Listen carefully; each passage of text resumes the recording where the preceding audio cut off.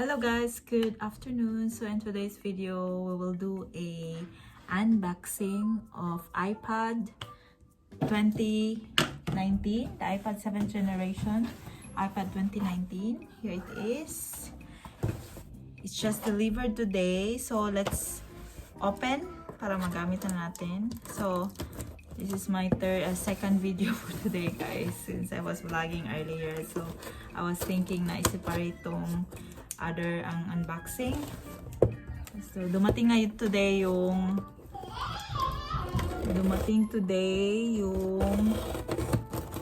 order ko for para sa regalo ni Francine sa birthday niya, and then this one too. In order ko to siya sa MediaMarkt last I think days ago, and then ngayon lang siya dumating. So, na-repack siya ng DHL. So, I will check now na hindi ito nasira. So, it costs in MediaMarkt, kung sa Apple Store ka, it will cost only 329 euros. I put down below the Philippine, kung magkano yan sa Philippine money. And here in Germany, it's a bit expensive siya kasi may tax and on. So it costs 365 euros. So ayan, mayroon silang paganyan dyan. As always, nilalagyan nila dyan pag ang parcel is mabuak. Pag ang parcel ay naano. So this is what it looks like kapag ganyan siya. So we ordered this one last like few days ago, and kanila lang siya dumating. So iPad 7th generation. This is year 2019 na iPad. And it's only 32 gigabyte kasi hindi naman namin siya hindi naman siya for ano lang naman to, for some purposes lang. So it's in rose gold. Ganyan. Tadadang! So let's open natin siya. Oh my god.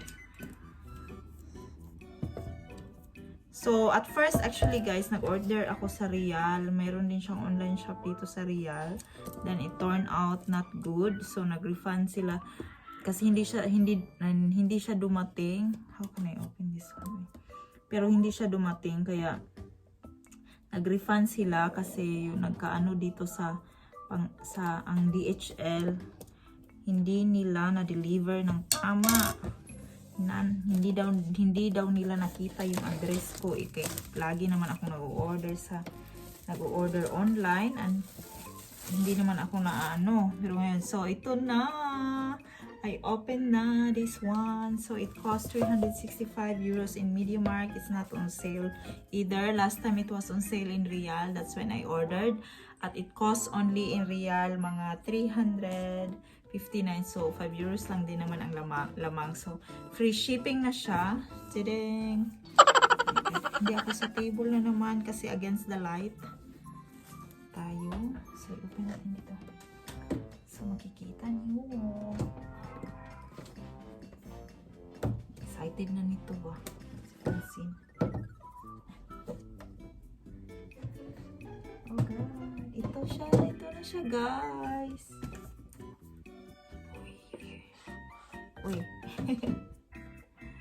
So this is the iPad. Oh, naka-plastic siya. Yung mobile hindi naka-plastic yung back na ano, pero ito naka-plastic siya. Ayan, mamaya ko na siya tatanggalin. Ayan, so light. So light, ayan.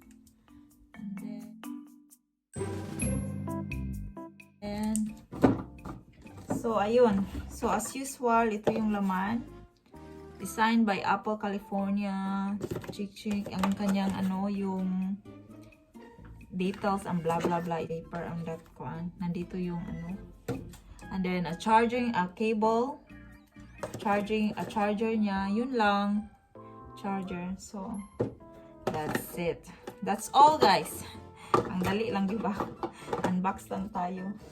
And then so So, tanggalin na natin yung yung plastic. Yan.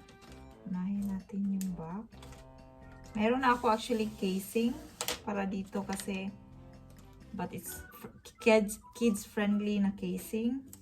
Yung in-order ko sa Amazon. Pero hindi siya kagandahan. Kasi para hindi maano ng kids ba. So, this is good. So, let's switch it on. Switch on natin. Very light talaga siya. Tadang!